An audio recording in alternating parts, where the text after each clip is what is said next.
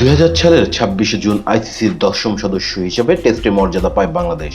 আর সেই বছরই নভেম্বরে ভারতের বিপক্ষে ঢাকায় প্রথম টেস্ট খেলে সাদা বলের পোশাকে যাত্রা শুরু করে টাইগাররা। দেখতে দেখতে পেরিয়ে গেছে 25 বছর। পারফরম্যান্সের উত্থান পতনের নানা গল্প থাকলেও রজত জয়ন্তী উপলক্ষে কোনো কমতি রাখছে না বাংলাদেশ ক্রিকেট বোর্ড। এই ঐতিহাসিক উপলক্ষকে স্মরণীয় করে রাখতে বিসিবির নতুন সভাপতি আমিনুল ইসলাম বুলবুল নিয়েছেন নানা উদ্যোগ। টেস্ট ক্রিকেটে বাংলাদেশের প্রথম সেঞ্চুরিয়ান তিনি। তাই শুধু স্মৃতিচারণই নয়, তৃণমূল পর্যায়ে ক্রিকেট বিস্তারের প্রতিশ্রুতিতে রূপ পাচ্ছেন বাস্তবে। টেস্ট ক্রিকেটে বাংলাদেশের 25 বছর পূর্তি উপলক্ষে বিসিবি আয়োজন করতে যাচ্ছে অনূর্ধ্ব 12 ক্রিকেট প্রতিযোগিতা ও ক্রিকেট কার্নিভাল।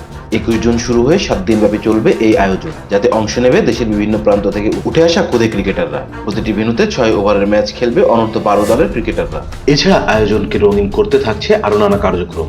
কার্নিভালে থাকছে স্কুল, কলেজ ও বিশ্ববিদ্যালয়ের শিক্ষার্থীদের জন্য স্পিন ও পেস বোলিং হান্ট। কমেন্ট্রি বুথে নিজের মতো করে ঐতিহাসিক মুহূর্তের ধারাভাষ্য দেওয়ার সুযোগ হচ্ছে। Hit the stamp. টেস্ট ক্রিকেটে বাংলাদেশের ঐতিহাসিক মুহূর্ত নিয়ে চিত্রাঙ্কন সহ নানা আনন্দের আয়োজনও থাকছেন।